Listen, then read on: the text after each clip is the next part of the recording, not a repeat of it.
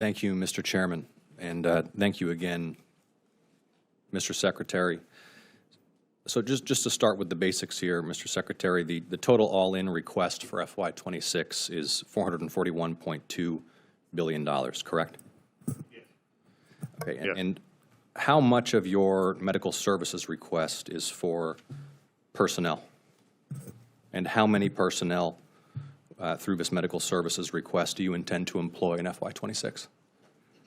At the current, and I also have, I have my budget, Andrew, here as well, if there's the numbers that we need, if, Mr. Chairman, with yours. The issue that you brought up is, right now, there are currently 465,000 employees in VA as a whole. VHA has 409,000 of those.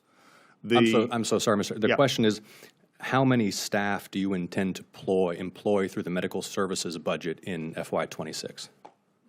Do we, Andrew? What's up, Patriots?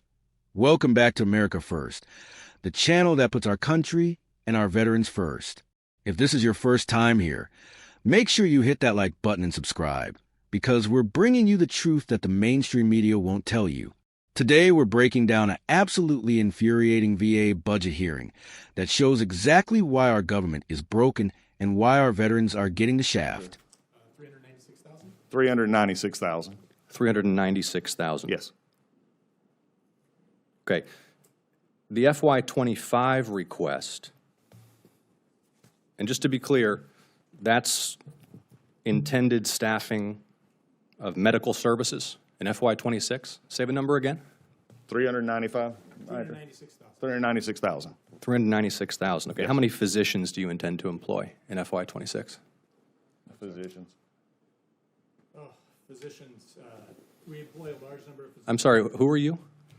Andrew is our budget. Right now, we currently have 28,868 physicians. Yeah, so how many physicians do you intend to employ in FY26? We're not cutting physicians, so at this point in time, under that budget, we're still looking So, to continue at 28,868 at minimum, because we're also having to add physicians which are not, which are exempt. So we're adding here's those what we as usually, can. And because this is, for example, the budget request from 25, and it specifies that for 25, we're requested 25,099 physicians. So we usually get this in advance of this hearing. So my question is just how many doctors you intend to employ? yeah, and at this point in time, I'll take that and get it back to you. As I told you yesterday on the phone, there'll be some more information coming later this week. Okay, how about dentists? Same answer. Do you have the number for nurses? We currently employ 91,040. I'll have the. But my question is how many? And I understand, and the breakdown will be provided as I said yesterday. Okay, well, how have you calculated the money you need for personnel without having yet decided how many personnel to employ? In the breakdown of the budget, which right now is still going on, these are the numbers that we are using to go forward from last year's budget into this year's budget. And at this point, there is also a gap in how many we have currently hired and not hired. And so at this point, I'll have the numbers for you that we've not provided yet. We'll be providing those numbers. But you've proposed about $17 or $18 billion cut to the medical services account, correct? That is not. The President's budget makes adjustments to the funding that devote additional funding appropriate funding to community care. This is not a cut to total funding to VHA. In fact, the total medical care budget grew by 17% to $24 billion. Not medical care, medical services. So here's your, Okay. just to be clear, I mean, the chairman mentioned this, we usually get I understand completely. specifies how many folks you intend to employ. We have a 26-page PowerPoint. But in that 26-page PowerPoint, here are specified about $17 billion in cuts to the medical services budget. So what are you cutting in medical services? Specifically, who are you cutting, since that's exclusively personnel? Again, and this is the issue that we have right now, and I'll just state this for either of us to go back in circles. We'll be providing more of those numbers, as I said yesterday on our phone call this week. So at this point in time, the numbers that we're providing are the numbers that we have at this point. I'll be happy to talk to you further about those later. I'm And understand that's why we usually get these in advance of this hearing. I mean, I'm wondering if we need to reconvene having received the full budget request. Because the thing that is causing a lot of consternation is this proposed $18 billion cut to medical services. I mean, and so today is the budget hearing where you justify the budget request. So how do you justify this cut to medical services, and who are you going to fire in order to pay for it? And I'll go back to the same answer I gave you just a few minutes ago. I mean, in this process, we'll have the more information on that part of it as we go forward. The basis of the budget was based on our workforce as it existed and moving forward, and the numbers have not been cut to the medical I'm sorry, yes, the it care has. budget. You have in your PowerPoint here $17 to $18 billion in cuts to medical services. Again, this is a 26-page PowerPoint to justify the budget. So, and this is the budget hearing. So who's getting fired? I don't know, Mr. Chairman, if we need to reconvene after they send us the materials, but I think this is insufficient. Clearly, and I'll follow up in my next round. Thank you, Mr. Chairman. I just watched this congressional hearing where Senator Ossoff is grilling VA Secretary Collins about the 2026 budget. And folks, what I saw made my blood boil.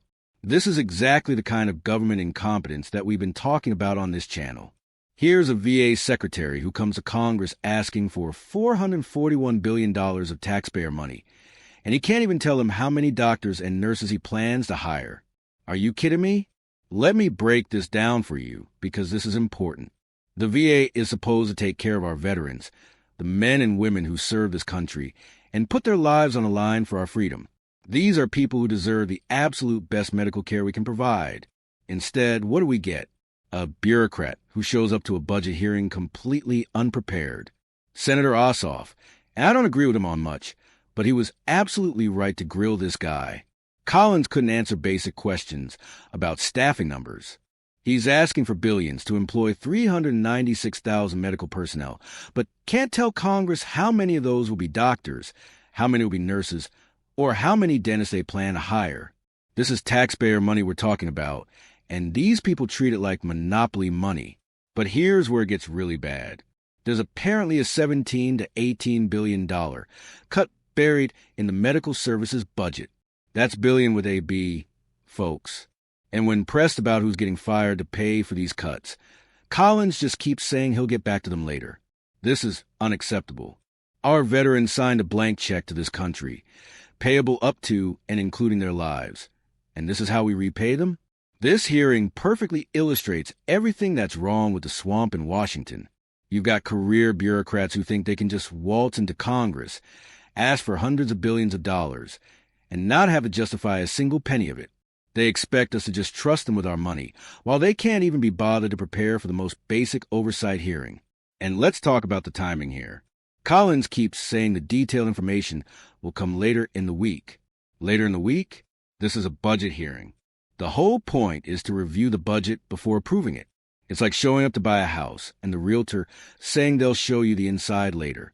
It's completely backwards and shows a complete lack of respect these people have for the American taxpayer.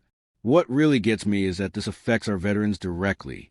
These are the people who served our country honorably, who came back with injuries both visible and invisible, who need quality medical care.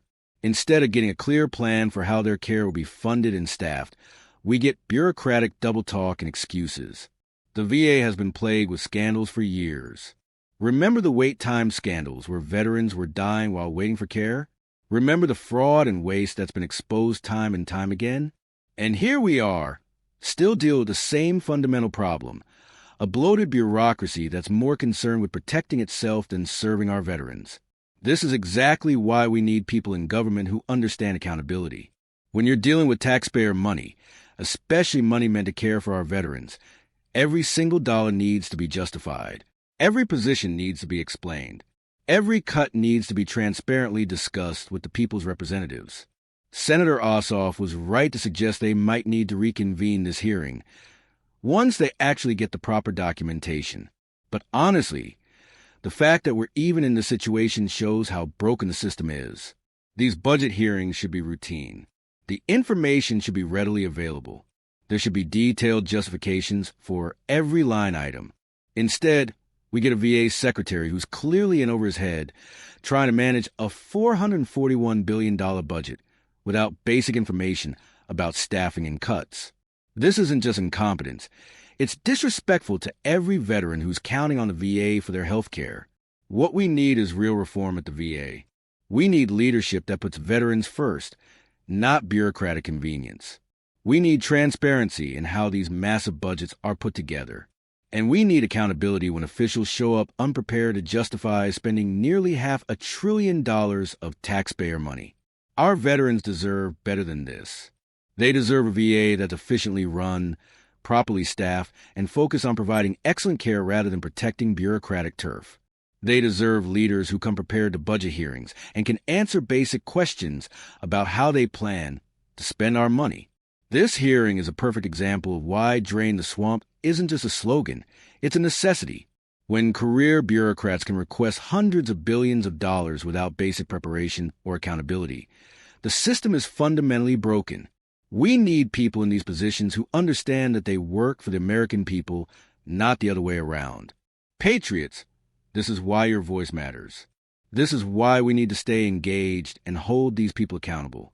Our veterans have earned the right to quality care, and they deserve better than bureaucratic excuses and unprepared officials. Thanks for watching America First. If you found this breakdown helpful, smash that like button and make sure you're subscribed with notifications on.